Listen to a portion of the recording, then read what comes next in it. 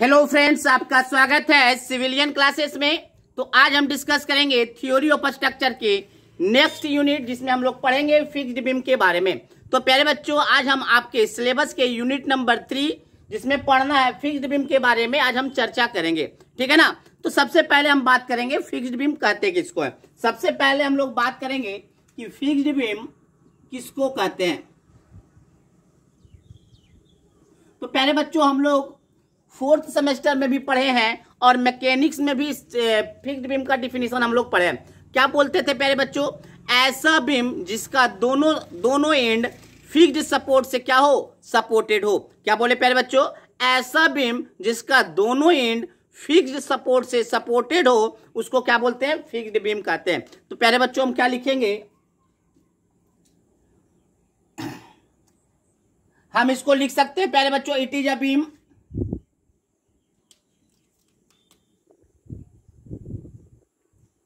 It is a beam. क्या बोलेंगे? It is a beam whose both ends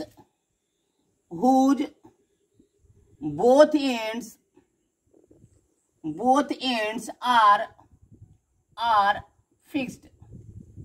क्या बोले प्यारे बच्चों? ऐसा बीम जिसका दोनों एंड फिक्स्ड है, उसको क्या बोलेंगे? फिक्स्ड बीम कहेंगे। या इसका एक और डिफिनेशन दे सकते हैं, और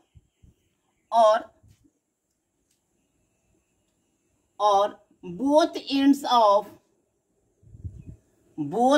of beam supported by fixed support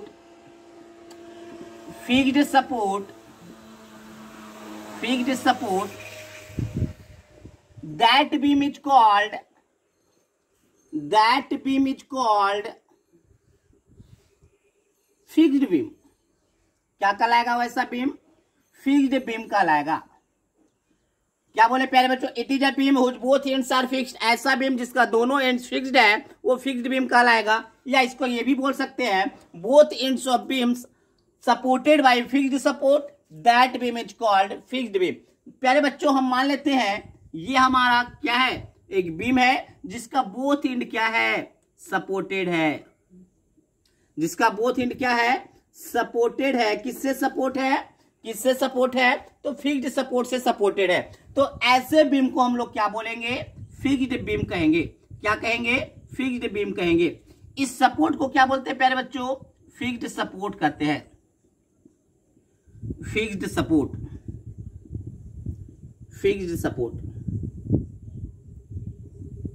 बात समझ में आया? ऐसा बीम जिसका दोनों एंड्स सपोर्टेड है किससे? तो फिक्स्ड सपोर्ट से, तो वह बीम क्या कहलाता है? फिक्स्ड बीम कहलाता है। प्यारे बच्चों, अब हम इससे रिलेटेड, मतलब फिक्स्ड एंड से रिलेटेड कुछ इंपॉर्टेंट पॉइंट्स से बात करेंगे। कुछ इंपॉर्टेंट पॉइंट्स पे हम लोग बात करेंगे। तो चलिए प्यारे बच्चों, पहले इसको आप नोट डाउन कर लीजिए, इस डिफिनीशन को।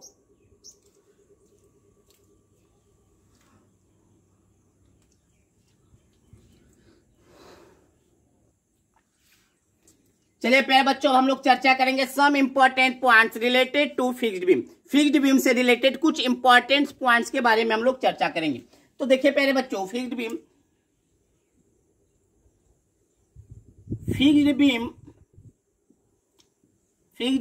Is a statically indeterminate beam.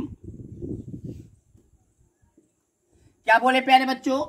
Fixed beam जो होता है वो स्टैटिकली इंडिटरमिनेट बीम होता है। तो प्यारे बच्चों, सबसे पहले हमको समझना होगा कि स्टैटिकली इंडिटरमिनेट बीम कहते किसको है। तो चलिए प्यारे बच्चों, हम लोग इसको समझते हैं। सबसे पहले हम एक फिक्स्ड बीम ड्रॉ कर लेते हैं।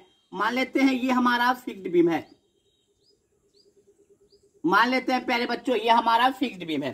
प्यारे बच्चों, ये जब फिक्स्ड बीम है तो यहाँ पे क्या है? ये फिक्स्ड सपोर्ट। ये क्या है? दोनों फिक्स्ड सपोर्ट है, दोनों फिक्स्ड सपोर्ट। तो प्यारे बच्चों, आप लोग मैकेनिक्स में पढ़े होंगे कि number of reaction fixed support के पास कितना होता है। तो हम लोग जानते हैं नंबर ऑफ रिएक्शन जो होता है वो फिक्स्ड सपोर्ट के पास वो मैक्सिमम 3 होते हैं। कौन कौन सा होता है? पहला तो वर्टिकल रिएक्शन, मान लेते हैं प्यारे बच्चों ये पॉइंट ए और इस पॉइंट को बी मान लेते हैं। तो रिएक्शन एट ए, पहला आपका क्या होगा, वर्टिकल रिएक्शन एट ए, दूसरा है आपका हॉरिजॉन्टल थ्रस्ट एट ए, और तीसरा जो है प्यारे बच्चों वो है आपका मोमेंट एट ए। बात समझ में आया।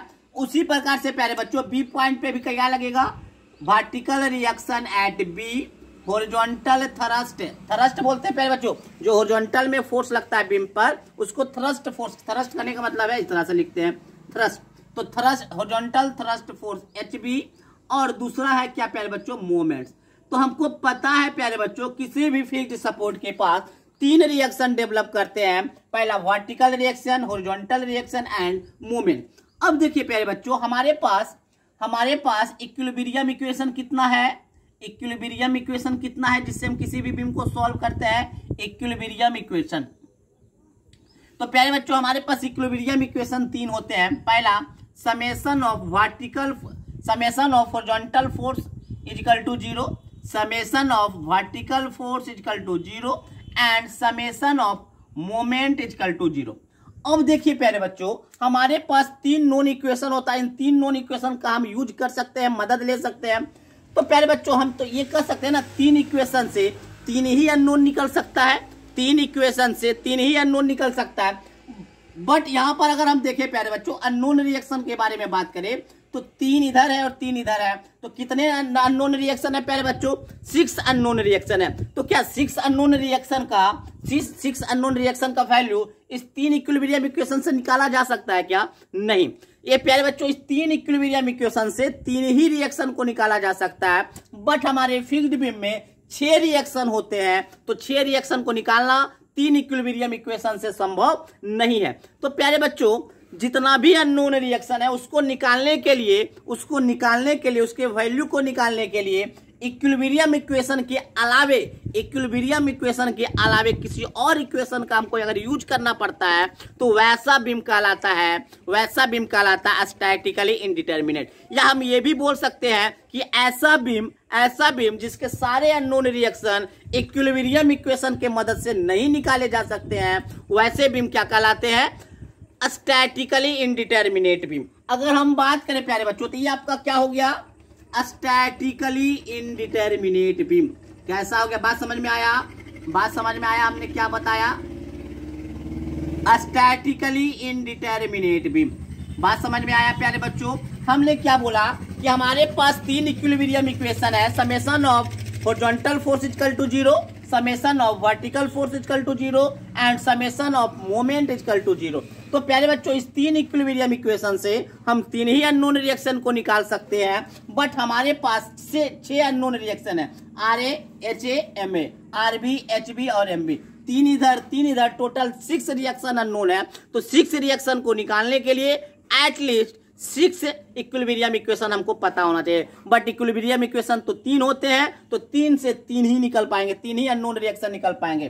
तो प्यारे बच्चों अगर हम सारे अननोन रिएक्शन को इक्विलिब्रियम इक्वेशन के मदद से नहीं निकाल सकते हैं तो वैसा बीम क्या कहलाता है, स्टैटिकली इंडिटरमिनेट बीम। चलिए प्यारे बच्चों तो ये तो समझ में आया कि फिक्स्ड बीम क्या है, स्टैटिकली इंडिटरमिनेट बीम है। चलिए हम अगर आपसे पूछे कि बताइए कैंटिलीवर बीम आपका कैसा बीम है।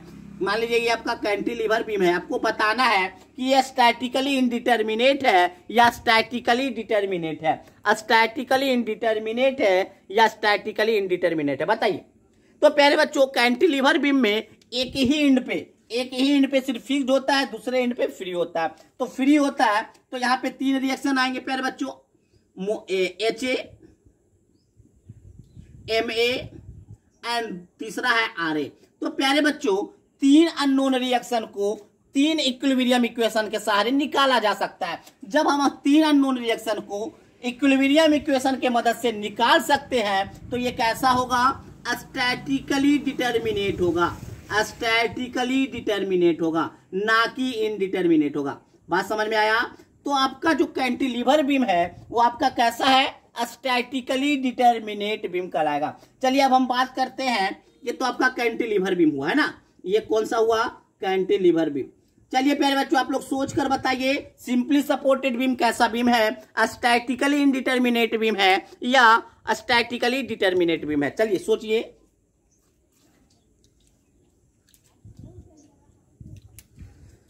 तो प्यारे बच्चों अब हम देखते हैं, मान लेते हैं एक बीम है प्यारे बच्चों, एक बीम है जो कि सिंपली सपोर्टेड। सिंपली सपोर्टेड किसको कहते हैं प्यारे बच्चों? एक तरफ आपका हिंज सपोर्ट और दूसरे तरफ आपका रोलर सपोर्ट, यही ना होता है आपका फिक्स्ड बीम। तो प्यारे बच्चों यहाँ पे अननोन रिएक्शन के बारे में अगर हम बात करें तो अननोन रिएक्शन कितना है? देखिए आर ए है, मान लेते हैं इस पॉइंट को ए, इस पॉइंट को बी, तो आर ए है। हमको पता है कि हिंज सपोर्ट के पास दो रिएक्शन आते हैं, पहला vertical force and horizontal thrust, यही दो आते हैं। और रोलर सपोर्ट पर एक आता है जो कि क्या है?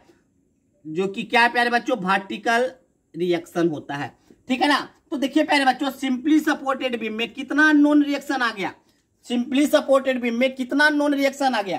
तो 1, 2 और 3, तो 3 अननोन रिएक्शन को इन 3 इक्विलिब्रियम इक्वेशन की मदद से निकाला जा सकता है। इसीलिए ये भी क्या कहलाएगा? स्टैटिकली डिटर्मिनेट बीम कहलाएगा। स्टैटिकली डिटर्मिनेट बीम कहलाएगा। बात समझ में आया? ऑब्जेक्टिव में पूछेगा प्यारे बच्चों, ये सब ऑब्जेक्टिव में ये सब पूछ सकता है। बात समझ में आया? तो आपको याद रखना है, याद क्या रखना है? इस कॉन्सेप्ट को आपको पता चल गया कि सिंपली सपोर्टेड बीम क्या है? स्टैटिकली डिटर्मिनेट बीम है। Cantilever beam statically determinate beam है, बट आपका जो फिक्स्ड बीम है वो स्टैटिकली इनडिटर्मिनेट बीम है। क्या कॉन्सेप्ट है डिटर्मिनेट होने का, क्या कॉन्सेप्ट है इनडिटर्मिनेट होने का, वो हमने सारे बातों को आपको बता दिया। बट आपको ये पता रहना चाहिए कि सपोर्ट के पास रिएक्शन कितना होता है। तो याद रख लीजिए, अगर आप पढ़े होंगे मैकेनिक्स में तो बहुत अच्छा, नहीं पढ़े होंगे तो याद कीजिए कि प्यारे बच्चों फिक्स्ड एंड के पास, फिक्स्ड सपोर्ट के पास 3 reaction, vertical, horizontal end moment. Fixed के पास 3 रिएक्शन। और याद रखिएगा प्यारे बच्चों, जो आपका हिंज सपोर्ट होता है उसके पास 2 रिएक्शन, रोलर के पास 1 रिएक्शन। चलिए, तो दूसरा पहला पॉइंट हमको समझ में आया कि आपका फिक्स्ड बीम जो है स्टैटिकली इनडिटर्मिनेट है। तो सब इंपॉर्टेंट पॉइंट है, पहले पॉइंट के बारे में हमने चर्चा किया कि फिक्स्ड बीम क्या है? स्टैटिकली इनडिटर्मिनेट है। चलिए इसको नोट डाउन कीजिए। अब हम दूसरे इंपॉर्टेंट पॉइंट की तरफ चलेंगे।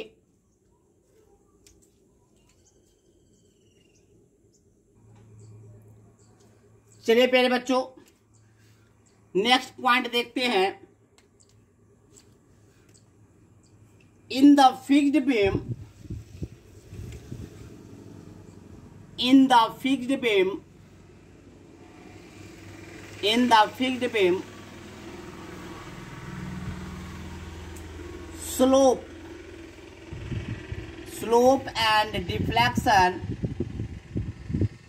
slope and deflection, या ऐसे भी लिख सकते हैं both slope and deflection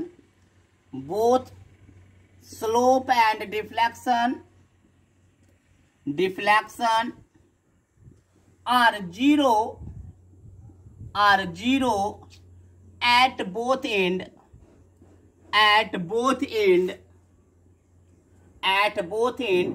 due to fixity। क्या बोले प्यारे बच्चों?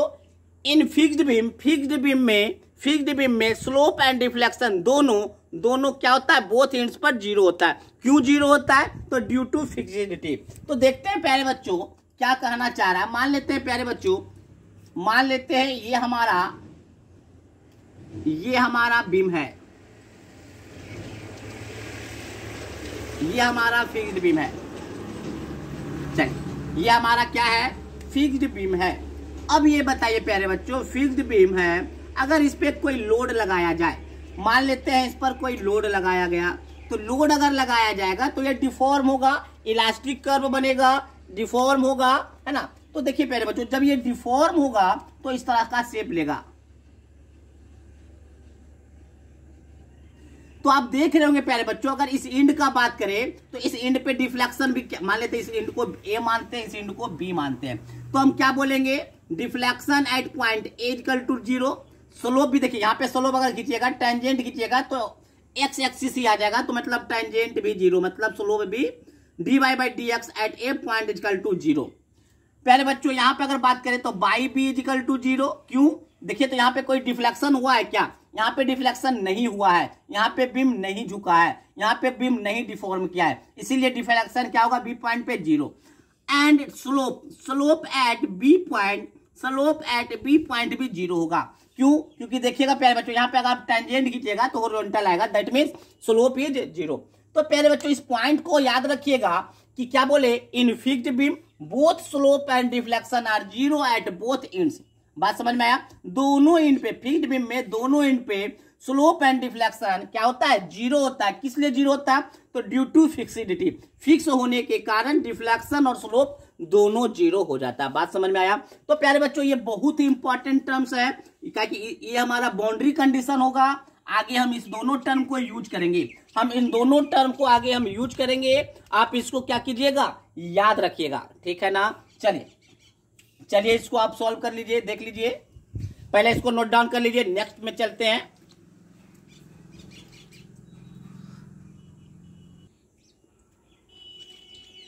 चलिए प्यारे बच्चों कुछ और पॉइंट को देखते हैं, कुछ इंपॉर्टेंट पॉइंट्स को और देखते हैं।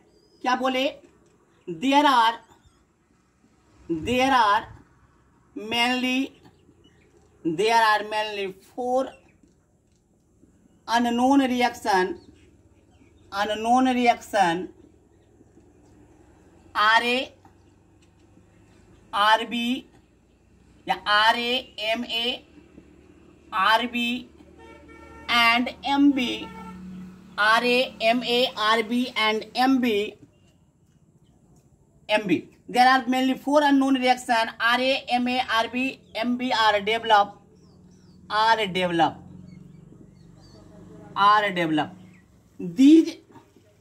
These unknown reaction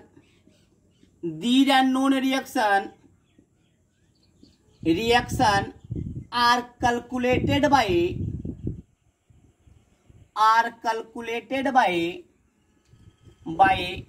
with the help of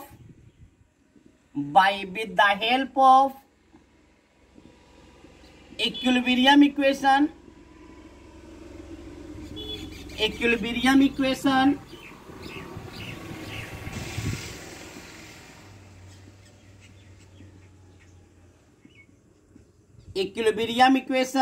and also with the help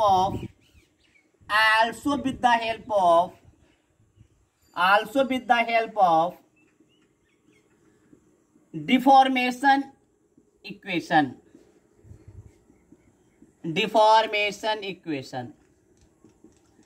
प्यारे बच्चों बहुत सारे बच्चों को कंफ्यूज हो रहा होगा कि सर अभी तुरंत 10 मिनट पहले आप बताए थे 6 अननोन रिएक्शन है, फिर आप 4 अननोन रिएक्शन कर दिए। तो देखिए प्यारे बच्चों गौर से देखिए,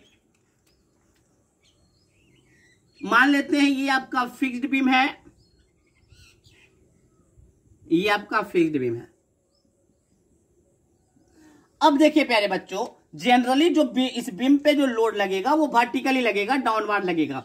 हमेशा जो लोड होगा वो वर्टिकली डाउनवर्ड होगा, कोई भी हॉरिजॉन्टल फोर्स नहीं होता है। तो जब हॉरिजॉन्टल फोर्स नहीं होता है तो यहाँ पे तो आरए डेवलप करेगा, यहाँ पे मोमेंट डेवलप करेगा, यहाँ पे आरबी डेवलप करेगा और यहाँ पे मोमेंट डेवलप करेगा। बट आप पूछेगा प्यारे बच्चों एच ए कहाँ चला गया, एच बी कहाँ चला गया, ये आप पूछिएगा है ना। चलिए एच ए एच बी कहाँ चला गया? तो देखिए प्यारे बच्चों जब इस पे कोई हॉरिजॉन्टल फोर्स नहीं रहेगा, जब इस पे मान लीजिए वर्टिकल फोर्स रहेगा इस पे तो आर ए आर बी तो निकलेगा, बट कोई हॉरिजॉन्टल फोर्स नहीं लगने के कारण एच ए और एच बी का वैल्यू 0 हो जाता है। एच ए और एच बी का वैल्यू 0 हो जाता है तो हम इस इक्वेशन को भूल जाते हैं। इसीलिए कहते हैं कि मेनली जो हमारे पास 4 अननोन रिएक्शन होते हैं R A, M A, R B and M B. H A and H B horizontal force नहीं होने के कारण उनको 0 माना जाता है, 0 होता है। बात समझ में आया? तो प्यारे बच्चों हमने क्या बोला R A, M A, R B and M B को निकालने के लिए आपको इक्विलिब्रियम इक्वेशन का हेल्प लेना होगा। देखिए इक्विलिब्रियम इक्वेशन में कौन सा, summation of vertical force equal to 0, summation of moment equal to 0 and also with the help of deformation equation. तो प्यारे बच्चों हम लोग समझेंगे कि कौन सा डिफॉर्मेशन इक्वेशन, क्या है डिफॉर्मेशन इक्वेशन। तो प्यारे बच्चों हमने जो मैकुले इक्वेशन में पढ़ा था या डबल इंटीग्रेशन मेथड में जो हम लोग पढ़ा थे, डी स्क्वायर बाई बटे d x square is equal to M x. बात समझ में आया? E I d square by D x square is equal to M x, यही आपका है डिफॉर्मेशन इक्वेशन। ये आपका क्या है? Deformation equation, deformation equation. तो प्यारे बच्चों क्या हमने बोला कि R A, R B, M A और एम बी को निकालने के लिए हम इक्विलिब्रियम इक्वेशन मतलब summation of vertical force equal to zero, summation of moment equal to zero, इसका तो यूज करेंगे ही करेंगे, बट एक एक्स्ट्रा इक्वेशन जिसका हम डिफॉर्मेशन इक्वेशन नाम देते हैं उसका भी हेल्प लेंगे। वो डिफॉर्मेशन इक्वेशन क्या है? जो आप हम लोग डबल इंटीग्रेशन मेथड या मैकुलेज मेथड में जो पढ़े कॉन्सेप्ट, वही कॉन्सेप्ट है, E I d square by D x square equal to M x. तो प्यारे बच्चों इसका तीन का हेल्प लेते हुए हम ये चार रिएक्शन हम निकाल लेंगे। बात समझ में आया? तो फिर अभी आप सोचेंगे प्यारे बच्चों ये 3 से कैसे 4 निकलेगा? तो प्यारे बच्चों यहाँ पे जब बाउंड्री कंडीशन रखेंगे तो यहाँ पे 2 या 3 इक्वेशन निकलकर सामने आता है। बात समझ में आया? तो चलिए इसको भी नोट डाउन कर लीजिए। पहले इस पॉइंट में हमने क्या समझा कि प्यारे मेनली 4 अननोन रिएक्शन को हमको निकालना है। उन 4 अननोन रिएक्शन को निकालने के लिए हमको इक्विलिब्रियम इक्वेशन का यूज करना होगा और डिफॉर्मेशन इक्वेशन का यूज करना होगा। चलिए नोट डाउन कर लीजिए।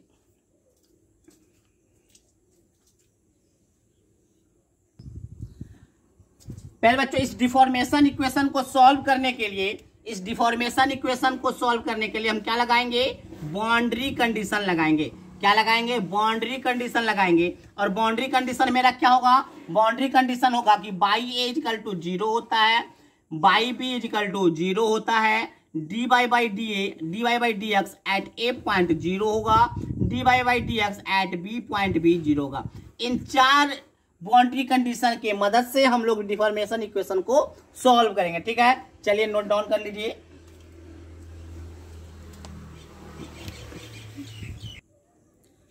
चलिए प्यारे बच्चों नेक्स्ट इंपॉर्टेंट पॉइंट्स को देखते हैं। In fixed beam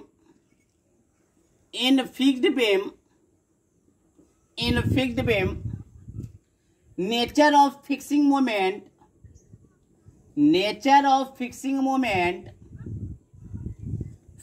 moment is hogging. क्या बोले प्यारे बच्चों? क्या बोले आपको? हॉगिंग होता है, दैट मीन्स नेगेटिव। देखिए हम बोले इन फिक्स्ड बीम, मान लीजिए प्यारे बच्चों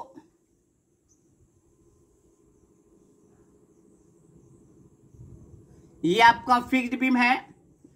तो फिक्स्ड बीम में ये जो पार्ट है ये क्या है? मोमेंट लगेगा एम ए और इधर जो लगेगा फिक्सिंग मोमेंट लगेगा एम बी। ठीक है ना?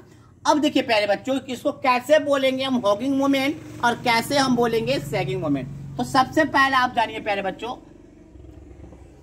हंसता हुआ जो फेस होता है वो कहलाता है सैगिंग। हंसता हुआ जो फेस होता है वो कहलाता है सैगिंग। रोता हुआ जो फेस होता है वो कहलाता है हॉगिंग। हंसता हुआ फेस कैसा होता है प्यारे बच्चों? हंसता हुआ फेस कहने का सैगिंग को पॉजिटिव मानते हैं और हॉगिंग को नेगेटिव मानते हैं, नेगेटिव मोमेंट मानते हैं। हंसता हुआ मतलब देखिए पहले ये देखिए हंस रहा है या नहीं, इसको कहते हैं हंसता हुआ चेहरा, मतलब ये सैगिंग मोमेंट है। ये कैसा है? सैगिंग मोमेंट है, मतलब पॉजिटिव है। देखिए रोता हुआ चेहरा मतलब देखिए इस तरह लग रहा है मुंह झुकाए हुए है, तो इसको क्या कहेंगे? Hogging moment. क्या बोलेंगे? रोता हुआ चेहरा मतलब हॉगिंग मोमेंट, और हॉगिंग मोमेंट का मतलब क्या होता है? नेगेटिव। तो प्यारे बच्चों आप इसको देखिएगा एमबी को देखिए, इसको कैसे करने का कोशिश कर रहा है, इस तरह से उलटने, मतलब इसको बीच में इस तरह से कोशिश कर रहा है कि नहीं। ये भी देखिएगा तो इसको ऊपर ले जाने का कोशिश कर रहा है, इस तरह से बीम को बनाने का कोशिश कर रहा है। तो ये दोनों जो होता है हॉगिंग मोमेंट्स होते हैं, और हॉगिंग मोमेंट्स क्या होते हैं? नेगेटिव। तो आपको याद रखना है कि in the fixed beam nature of fixing moment is hugging. कैसा होता है? नेचर ऑफ जो फिक्सिंग मोमेंट है एम ए और जो एम बी है वो कैसा होगा? नेगेटिव मोमेंट होगा, हॉगिंग मोमेंट होगा। ठीक है प्यारे बच्चों, तो ये हमारा कुछ इंपॉर्टेंट पॉइंट था जो कि हम यूज करेंगे, बार बार यूज करेंगे फिक्स्ड बीम के क्वेश्चन बनाने में। तो प्यारे बच्चों हमने पढ़ा फिक्स्ड बीम कहते किसको है? फिर हमने सम इंपॉर्टेंट पॉइंट्स के बारे में चर्चा किया। अब हम देखेंगे प्यारे बच्चों advantage and disadvantage of fixed beam. क्या एडवांटेज है फिक्स्ड बीम का और क्या डिसएडवांटेज है फिक्स्ड बीम का। चलिए इसको आप नोट डाउन कर लीजिए।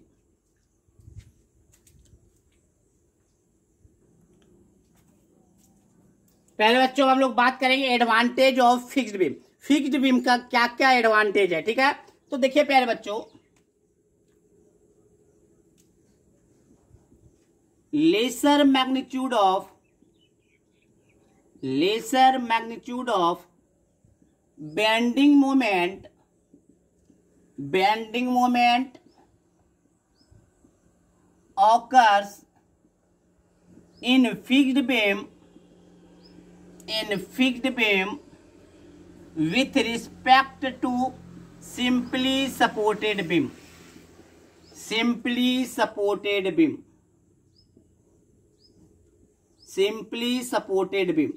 प्यारे बच्चों हमने क्या कहा, हमने कहा प्यारे बच्चों कि सिंपली सपोर्टेड बीम के रिस्पेक्ट में फिक्स्ड बीम का जो बेंडिंग मोमेंट होता है वो कम डेवलप मतलब कम वैल्यू का डेवलप करता है। जैसे मान लेते हैं प्यारे बच्चों, मान लेते हैं कि सेम आपका मान लीजिए कि आपका एक फिक्स्ड बीम है 4 मीटर का, एक आपके पॉइंट लोड लग रहा है यू मतलब तो बीचों बीच लग रहा है 10 किलो न्यूटन का, ठीक है ना।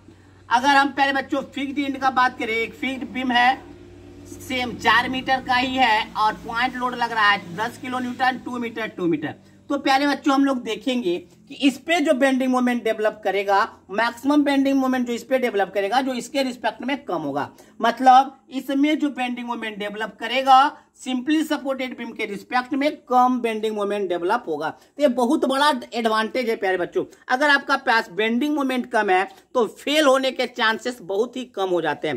तो प्यारे बच्चों पहला एडवांटेज आपका क्या है, lesser magnitude of bending moment occurs in fixed beam with respect to simply supported beam। simply supported beam के रिस्पेक्ट में फिक्स्ड बीम पर क्या होता है, कम बेंडिंग मोमेंट डेवलप करते हैं। चलिए दूसरे पॉइंट पर हम देखेंगे।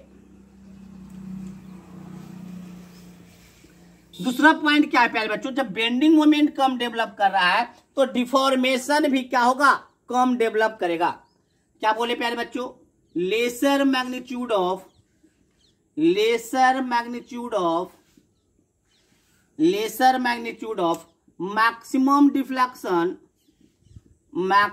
deflection occurs in fixed beam with respect to simply supported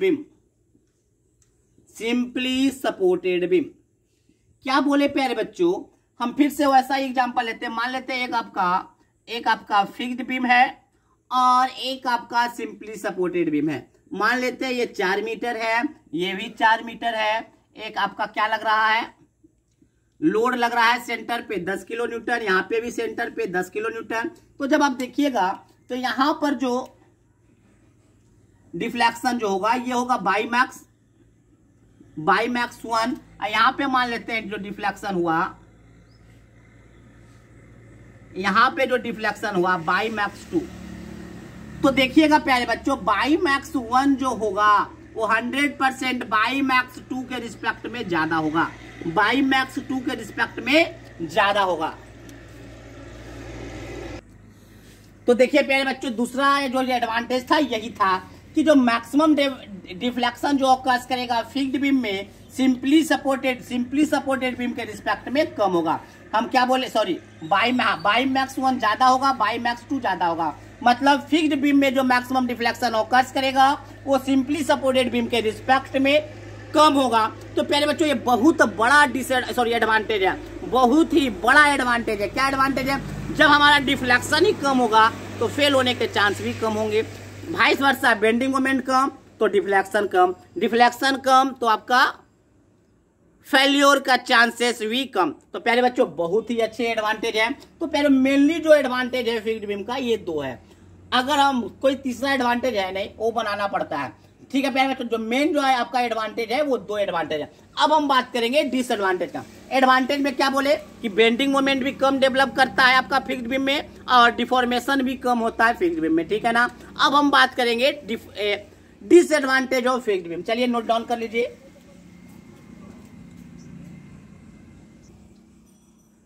चलिए प्यारे बच्चों, अब हम लोग बात करेंगे disadvantage of fixed beam.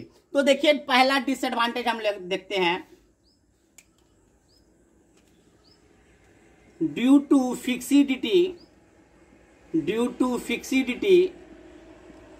there is no expansion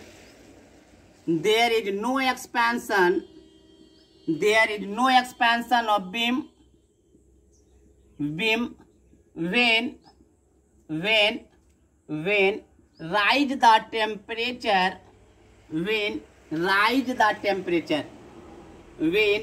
the temperature and so develop thermal compressive stress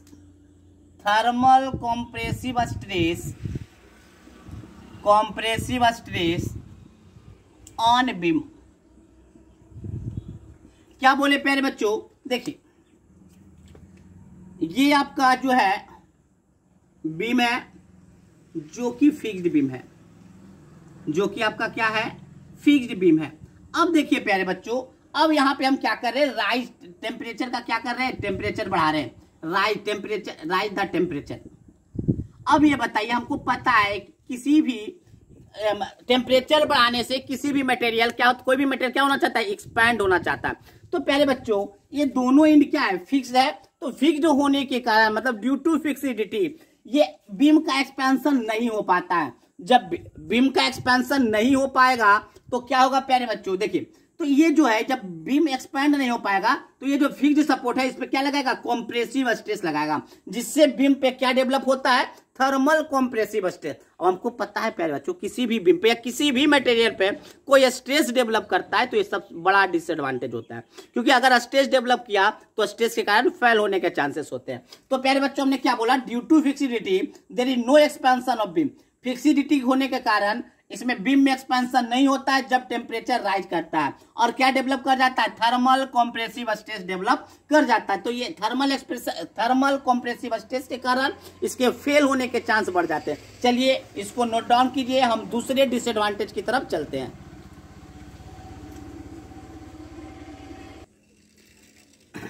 तो प्यारे बच्चों हम लोग डिसएडवांटेज देखते हैं। दूसरा डिसएडवांटेज क्या है प्यारे बच्चों, जो आपका जो बीम है उसको जो अलाइनिंग करेंगे, अलाइनिंग करने मतलब जो लगाएंगे, जो बिछाएंगे, जो बीम बिछाएंगे फिक्स्ड बीम, वो एकदम हॉरिजॉन्टल होना चाहिए। तो एकदम हॉरिजॉन्टल करने के लिए आपको स्पेशल केयर करना होगा। तो क्या बोला प्यारे बच्चों, special care has to be undertaken aligning the support को अलाइन करने के लिए आपका स्पेशल केयर होना चाहिए, ताकि ये जो बीम है क्या होना चाहिए, एकदम हॉरिजॉन्टल होना चाहिए। मान लेते हैं प्यारे बच्चों ये आपका फिक्स्ड बीम है, ये मान लेते हैं ग्राउंड है। इस ग्राउंड